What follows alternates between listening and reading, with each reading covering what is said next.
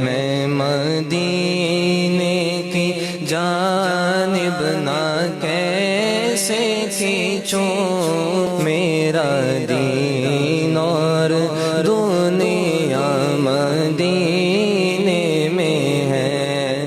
سورۃ طٰہٰ مکیۃ وہی 135 آیۃ کوفی۔ سورہ طٰہٰ کی یہاں سے ابتدا ہو رہی ہے۔ سب سے پہلے تو یہ بتایا جا رہا ہے کہ یہ مکی سورت ہے یا مدنی سورت ہے۔ تو بتایا گیا کہ یہ مکی سورت ہے۔ اب اس سورت کے اندر آیات کتنی ہیں اس کے سلسلے میں کثیر اختلاف ہے قرائے سبعہ کا۔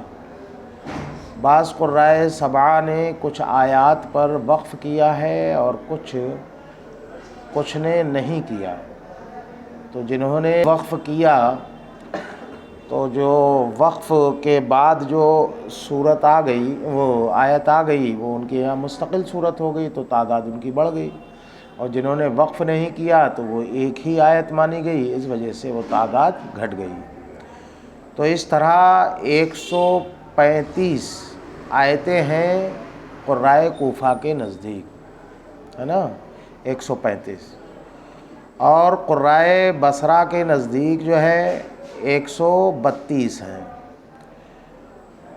مدنی اور مکی یعنی حجازی قراء جو ہیں ان کے نزدیک یہ 134 ہیں۔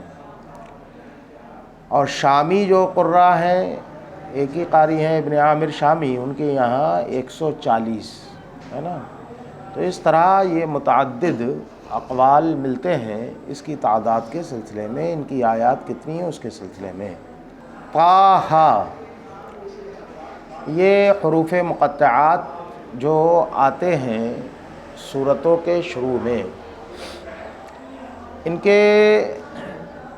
ان میں دو طریقے سے گفتگو ہوتی ہے۔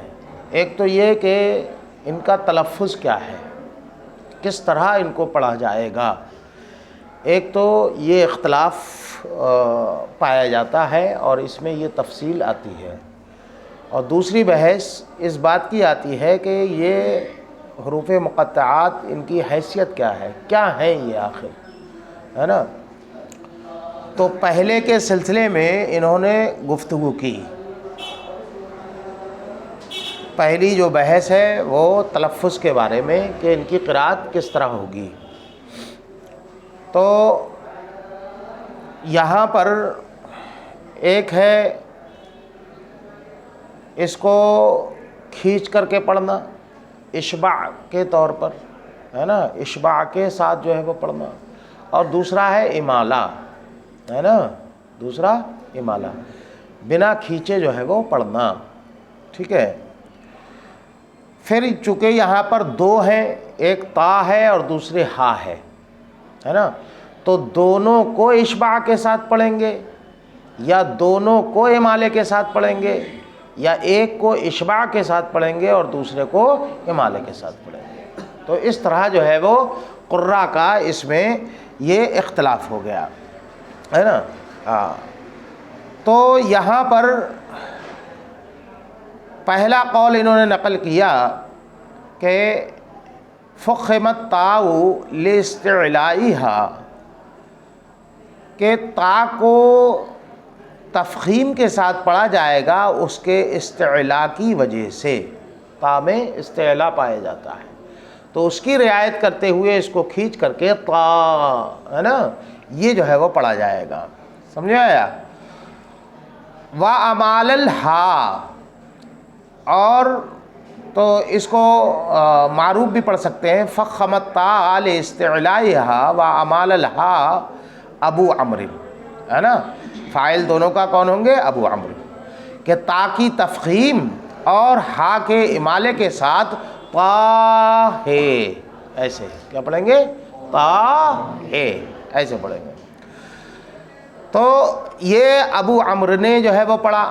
وَأَمَالَهُمَا حَمْزَةٌ وَعَلِيٌّ وَخَلْفٌ وَأَبُو بَكْرٌ، دوسرا ہے نا دوسری اس کی صورت، دوسری صورت یہ ہے کہ دونوں میں مالا ہو، ہے نا. یہ قول ہے کن کا؟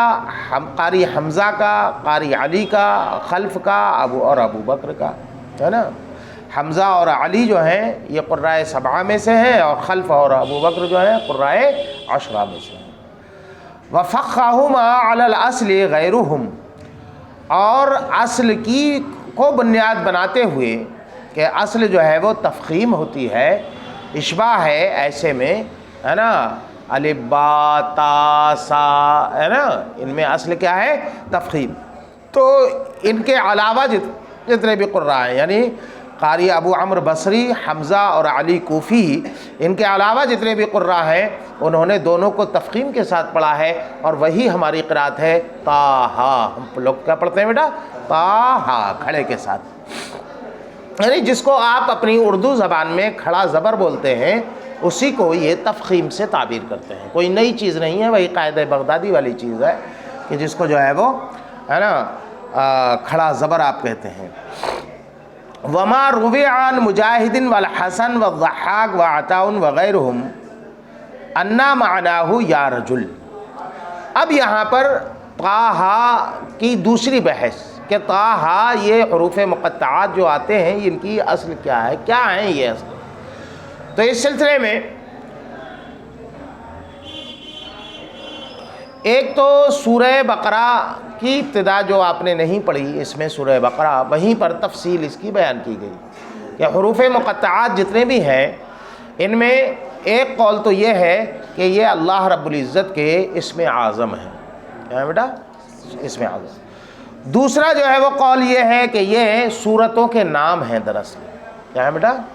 سورتوں کے اصل میں یہ نام ہے نا. اور تیسرا یہ کہ اللہ رب العزت نے ان حروف کو لا کر کے ان حروف کی قسم یاد فرمائی ہے نا. کیا ہے بیٹا؟ قسم یاد فرمائی ہے. اور جو سب سے معروف قول ہے وہ یہ ہے کہ یہ متشابہات میں سے حروف مقطعات، یہ اللہ و رسول کے درمیان اسرار ہیں، کوڈ ورڈ ہے نا. ان کی مراد اللہ اور اللہ کے بتائے سے اس کے رسول جو ہے وہ جانتے ہیں. اس کا علم جو ہے وہ کسی اور کو نہیں دیا گیا ہے. اللہ نے اپنے رسول کو، چونکہ اس کے مخاطب جو ہیں قرآن کے وہ کون ہیں؟ ہمارے نبی صلی اللہ علیہ وسلم ہیں. اور یہ بات بعید ہے کہ مخاطب جو ہے وہ کلام کی مراد کو نہ سمجھے، یہ بات جو ہے وہ بعید ہے. پھر خطاب کا کوئی فائدہ نہیں ہوتا. ایسی گفتگو کرنا جس سے مخاطب کو، جو مخاطب نہ سمجھ پائے، تو یہ کلام جو ہے وہ لغو مانا جاتا ہے. اور لغو سے قرآن عظیم جو ہے وہ پاک ہے، اللہ رب العزت کی ذات پاک ہے. تو یہ کیسے ممکن ہے کہ اللہ کے رسول جو ہے وہ نہ جانتے ہوں، ہے نا. تو یہ اسرار ہیں. اور یہ متشابہات کے سلسلے میں جو ہمیں بتایا گیا کہ اس کی جو ہے وہ ہم اس کا معنی تو جانتے ہیں لیکن مراد نہیں جانتے. معلوم المعنی مجہول المراد، جو بھی اس کی مراد ہو اس پر ہمارا ایمان ہے اور ہمارا اعتقاد ہے. سمجھ میں آیا؟ ایک روایت اصل میں خاص، یہ تو ہو گیا سارے حروف مقطعات جتنے بھی جہاں جہاں آئے ہیں سورتوں کے شروع میں، ان کے سلسلے میں ایک عام گفتگو ہوئی. لیکن خود خاص اس کے بارے میں ایک قول الگ سے ملتا ہے. طٰہٰ کے سلسلے میں ایک الگ سے ایک روایت جو ہے وہ آئی ہے نا، جس کو حضرت عبداللہ ابن عباس رضی اللہ تعالیٰ عنہ سے روایت کیا گیا ہے. تو اس میں یہ ہے کہ یہاں طٰہٰ جو ہے یا رجل کے معنی میں ہے.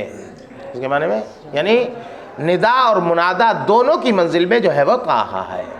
تو اگر یہ روایت جو ہے وہ صحیح ہے، یہ روایت اگر صحیح ہے، یعنی علامہ نصفی اس سلسلے میں اپنا نظریہ پیش کرتے ہیں کہ اگر اس روایت کو صحیح مان لیا جائے تو ایسی صورت میں اس کی تفسیر بالکل واضح ہے کہ اے شخص یا رجل، اے شخص ما انزلنا علیک القرآن، ہے نا. اس کے بعد جو اس کو خطاب کر کے آگے کا کلام کیا گیا. جیسے ہم لوگ کہتے ہیں اے شخص سنو، ہے نا، اس کے بعد گفتگو کرتے ہیں. ایسے ہی یہاں پر جو ہے وہ کیا گیا کہ طٰہٰ کہہ کر کے یا رجل کہہ کر کے پھر جو ہے وہ گفتگو شروع کی گئی. سمجھ میں آیا؟ ہاں. تو بالکل تفسیر بالکل واضح ہے. لیکن اگر اس روایت کو صحیح نہ مانا جائے تو ایسی صورت میں طٰہٰ میں وہ تمام جو ہے وہ تفسیریں ہوں گی جو سورہ بقرہ میں مذکور ہو چکی کہ طٰہٰ یا تو سورتوں کے یہ اس سورت کا نام ہے، یا یہ کہ یہ اسم اعظم ہے، یا یہ کہ جو ہے وہ یہ اس میں متشابہات میں سے ہے وغیرہ ذالک. سمجھ میں آیا؟ تو اسی کو کہا وما روی عن مجاہد، اور حضرت مجاہد سے اور حضرت حسن سے اور حضرت ضحاک اور حضرت عطا وغیرہ ہم سے جو مروی ہے، ان سے کیا مروی ہے؟ یعنی انہوں نے سعید ابن جبیر اور سعید ابن جبیر نے حضرت عبداللہ ابن عباس سے جو ہے وہ روایت کی. یعنی سب کے اس روایت کا جو منتہا ہے وہ کون ہے؟ حضرت عبداللہ ابن عباس. ان سے جو ہے وہ مروی ہے. انہوں نے کہا کہ ان معناہ یا رجل، اس کا معنی یا رجل ہے. فَإِن صَحَّ، تو اگر یہ روایت جو ہے وہ صحیح ہے، صحیح کا مطلب یعنی اس کے جو رجال ہیں وہ اگر جو ہے وہ درجہ صحت میں ہیں اور اس کو جو ہے وہ حدیث صحیح کا جو ہے وہ مرتبہ دے دیا جائے فظاہر، تو ایسی صورت میں اس کی تفسیر بالکل ظاہر ہے. اور وہ ظاہر کیا ہے کہ طٰہٰ سے ندا کر کے آگے کی گفتگو کی گئی. وَإِلَّا فَالْحَقُّ مَا هُوَ الْمَذْكُورُ فِي سُورَةِ الْبَقَرَةِ، اور اگر اس کو صحیح نہ مانا جائے، یعنی اس روایت کو قابل قدر نہ جانا جائے، قابل اعتنا نہ جانا جائے اور اس کو نہ لیا جائے، تو ایسی صورت میں پھر طٰہٰ میں وہی جو ہے وہ ہوگا جو سورہ بقرہ میں گزر چکا ہے، ورنہ حق وہ ہے جو سورہ بقرہ میں مذکور ہوا. ما انزلنا علیک القرآن لتشقی، ہم نے تمہارے اوپر قرآن نازل نہ کیا کہ تم جو ہے نا مشقت میں پڑھو، تم ہے نا مشقت اور تھکن کا جو ہے تکان کا جو ہے وہ شکار ہو، ہے نا. ہم نے قرآن جو ہے وہ نازل نہیں کیا. تو اب یہاں پر ما انزلنا علیک القرآن، اس جملے کا ما قبل سے ارتباط کیا ہوگا، ربط کیا ہوگا؟ اس ربط کو یہاں پر جو ہے وہ بیان کرتے ہیں کہ ان جعلت طٰہٰ تعدیدا لاسماء الحروف، اگر طٰہٰ کو اسماء حروف کی تعدید کے لیے جو ہے وہ مانا جائے، ہے نا، اسماء حروف کے حروف کے جو ہے وہ اسماء ہے نا متعدد ہیں، اس کو جو ہے وہ بیان کرنے کے لیے جو ہے وہ مانا جائے، ہے نا، یعنی ما قبل ما بعد سے کوئی جو ہے وہ ربط نہ ہو، بلکہ صرف اور صرف اسماء حروف کو بیان کرنے کے لیے کہ حروف کے جو ہے وہ اسماء ہیں یہ، ان کو بیان کرنے کے لیے مانا جائے. فہو ابتداء کلام، تو ما انزلنا علیک القرآن یہ ابتداء کلام ہوگا، یعنی یہاں سے کلام کی جو ہے وہ ابتدا ہوگی.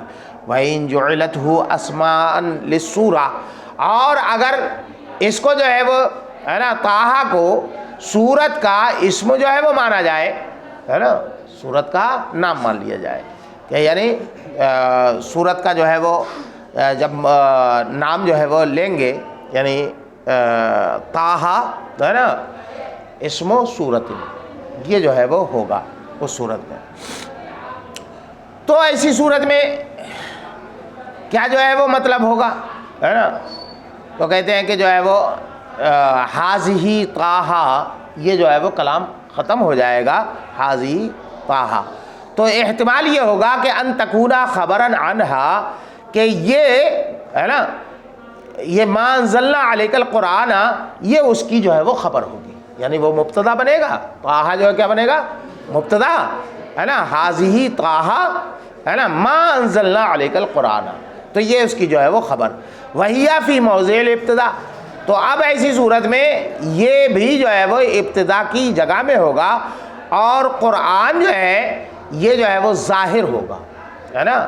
یعنی ما انزلنا علیک القرآن، طٰہٰ کو جب سورت کا اسم مان لیا، یعنی حاضی سورتن اس کی منزل میں مان لیا، تو سورت جو ہے قرآن کا جزئی تو ہے، بولے بیٹا قرآن کا جز ہے.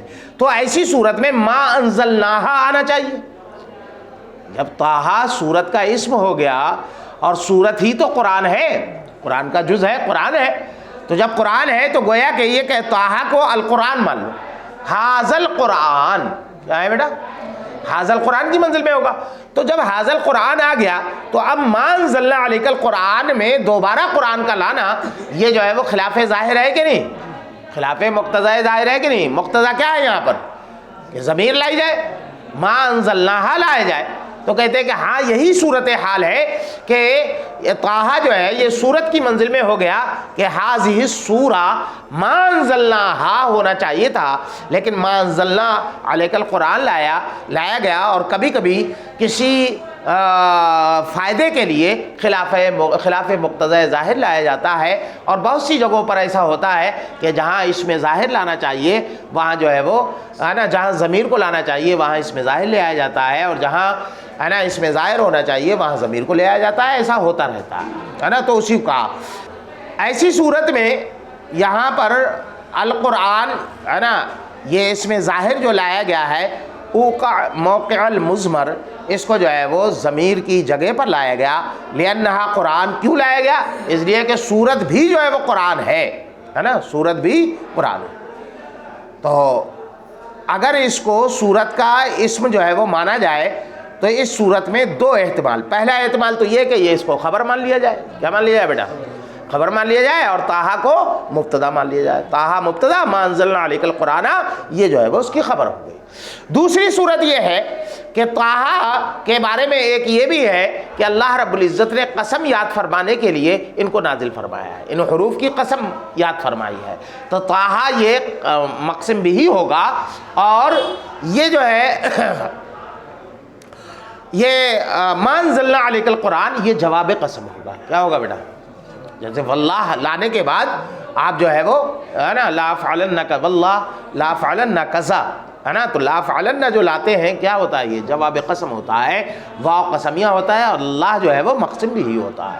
تو یہاں پر بھی طٰہٰ دراصل وطٰہٰ ہے کہ واو قسمیہ اور طٰہٰ جو ہے وہ مقسم بھی، اور جو ہے وہ ما انزلنا علیک القرآن جواب قسم. تو دوسرا یہ کہ ما انزلنا علیک القرآن جو ہے وہ یہ جواب قسم ہو، وَأَن يَكُونَ جوابا لہا. اور دوسری صورت یہ ہے کہ ما انزلنا علیک القرآن یہ جو ہے وہ جواب ہو کس کا؟ طٰہٰ کا. وہی طٰہٰ کا جواب کیسے بنے گا؟ تو کہتے ہیں کہ وہی قسم، اس لیے کہ وہ قسم ہے. کیا ہے بیٹا قسم کا مطلب؟ قسم یاد فرمائی گئی ہے، اصل میں مقسم بھی ہے.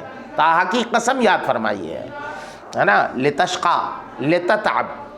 تشقا کے شقاوت کے کئی جو ہے وہ معنی آتے ہیں. سعادت کی نقیض ہے شقا ہے نا، شقاوت سعادت کی نقیض ہے.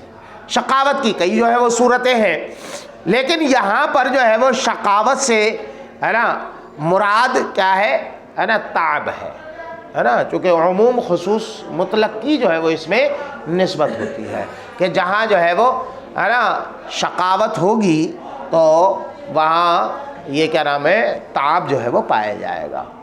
تو اس کو کیا کہا کہ یہاں پر جو ہے وہ تعب کے معنی میں ہے. اور یہ کیوں ہے ایسا؟ کیوں جو ہے وہ یہ کہا جا رہا ہے محبوب سے کہ آپ جو ہے وہ مشقت میں جو ہے وہ پڑھیں ہے نا؟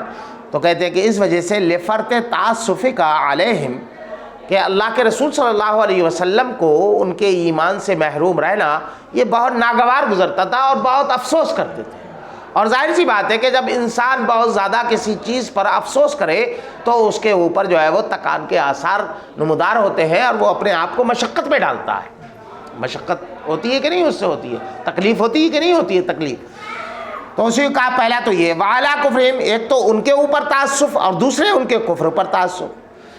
ایک اور مطلب ہوتا ہے کہ وَتَحَسُّرِكَ عَلَىٰ أَن يُؤْمِنُوا ہے نا، آپ کا فرتے ہے نا بہت زیادہ ہے نا حسرت کرنا اس بات پر کہ یہ ایمان لے آئے. ہمیشہ جو ہے وہ ایمان کے خواہاں اللہ کے رسول صلی اللہ علیہ وسلم رہتے تھے، حریص علیہم ہے نا. تو اللہ کے رسول صلی اللہ علیہ وسلم کو بہت زیادہ اس کی خواہش ہوتی تھی کہ یہ جو ہے وہ ایمان لے آئے. اور جب کوئی انسان کسی چیز کی خواہش کرے اور وہ چیز اسے ہوتی ہوئی دکھائی نہ دے تو اس کے جو ہے وہ اعضاء مزبحل ہوتے ہیں اور اس پر ہے نا اس پر تکان کے جو ہے وہ آثار اور مشقت کے آثار جو ہے وہ نمودار ہو جاتے ہیں. ایک تو صورت یہ ہے.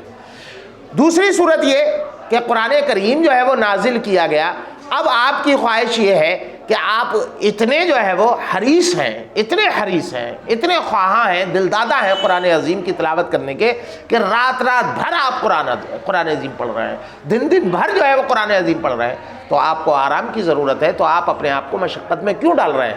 تو آپ کو قرآن اس لیے نازل نہیں کیا گیا کہ آپ اپنے آپ کو مشقت میں ڈالیں۔ تو اس کا ایک دوسرا مطلب یہ بھی ہے کہ او بے قیام اللیل، کہ رات بھر ہے نا جاگنے کی وجہ سے رات بھر ہے نا عبادت کرنے کے لیے قرآن عظیم نازل نہیں کیا گیا ہے، جیسا کہ روایتوں میں آیا کہ اللہ کے رسول صلی اللہ علیہ وسلم رات بھر جو ہے وہ قیام فرماتے، یہاں تک کہ آپ کے قدموں پر ورم آ جاتا تھا، ہے نا۔ وربیا کہتے کہ اس کی دوسرے والے مطلب کی ہے نا تائید اس سے ہو جاتی ہے کہ فَإِنَّهُ رُوِيَ أَنَّهُ علیہ الصلوۃ والسلام صلی باللیل، اللہ کے رسول صلی اللہ تعالیٰ علیہ وسلم سے کی حدیث پاک ہے، اور جو اللہ کے رسول سے مروی کہ اللہ کے رسول صلی اللہ علیہ وسلم رات میں نماز ادا کرتے حتیٰ تورمت قدمہ، یہاں تک کہ آپ کے قدم ہائے مبارکہ ہے نا متورم ہو جاتے، ہے نا ان میں ورم آ جاتا تھا۔ فقال له جبریل، تو حضرت جبریل نے آپ سے عرض کی ابقی علی نفسک، یا رسول اللہ صلی اللہ علیہ وسلم اپنی جان پر رحم فرمائیے، فإن لها علیک حقا، اس لیے کہ آپ کے اوپر آپ کی جان کا بھی حق ہے نا۔ اے ما انزلنا، تو اب کیا مطلب ہوگا؟ یہ تو اس کے ہے نا اس صورت میں مطلب کیا ہوگا؟ اس صورت میں پہلی صورت میں تو یہ ہوگا کہ ہم نے قرآن اس لیے نازل نہیں کیا کہ آپ جو ہے وہ مشقت میں جو ہے وہ پڑھیں۔ اس مشقت کا مطلب یہ کہ ان کفار کے ایمان نہ لانے پر اور ان کے ایمان قبول کرنے کی بے انتہا خواہش کرنے کی وجہ سے آپ مشقت میں نہ پڑھیں، اس لیے قرآن نازل نہیں کیا گیا۔ اور قیام لیل والا جب معنی لیں گے تو کیا مطلب ہوگا؟ تو مطلب یہ ہوگا کہ ہم نے قرآن کو نازل نہیں کیا کہ اس وجہ سے نازل نہیں کیا کہ آپ جو ہے وہ عبادت کے ذریعے سے اپنے نفس کو جو ہے وہ ہلاک کر لیں، اپنی جان کو جو ہے وہ ہلاکت میں ڈال لیں، ہے نا۔ وما بعثت الا بالحنیفیہ السمحہ، اور آپ کو مبعوث نہیں کیا گیا مگر ایسے دین کے ساتھ، ایسی شریعت کے ساتھ جو عظیم الشان ہے، جو قابل قدر ہے نا۔ اس کے لیے الا تذکرہ، البتہ تو پھر کس لیے نازل کیا گیا؟ البتہ اس لیے نازل کیا گیا کہ تاکہ ڈرنے والوں کے لیے یہ نصیحت بن جائے، ڈر والوں کے لیے یہ نصیحت ہو۔ تو یہ استثناء ظاہر سی بات ہے کہ متصل نہیں، منقطع ہے نا، لیکن کے معنی میں ہے کہ البتہ اس کو ہم نے نازل کیا ہے نا نصیحت بنا کر کے جو ہے وہ نازل کیا، کیسے نصیحت۔ تو یا تو یہ استثناء مانے، دوسری صورت یہ ہے کہ تذکرہ یہ جو ہے وہ حال ہو، اس کو جو ہے وہ نازل نہیں کیا مگر اس حال میں کہ یہ جو ہے وہ ہے نا نصیحت بن جائے ان لوگوں کے لیے جو ڈرتے ہیں، اے لمن یخاف اللہ، جو اللہ سے ڈرتے ہیں، اور لمن یؤول امرہ الی الخشیہ، یا یہ کہ اپنے معاملے کو خشیت کے سپرد کر دیتے ہیں، ایسے لوگوں کے لیے نصیحت بنا کر کے ہم نے قرآن عظیم کو نازل کیا ہے۔ اس وجہ سے نازل نہیں کیا کہ آپ اپنی جان کو ہلاکت میں ڈال دیں، یا یہ کہ آپ جو ہے وہ اپنے آپ کو مشقت میں مبتلا کر لیں، اس وجہ سے نازل نہیں کیا ہے۔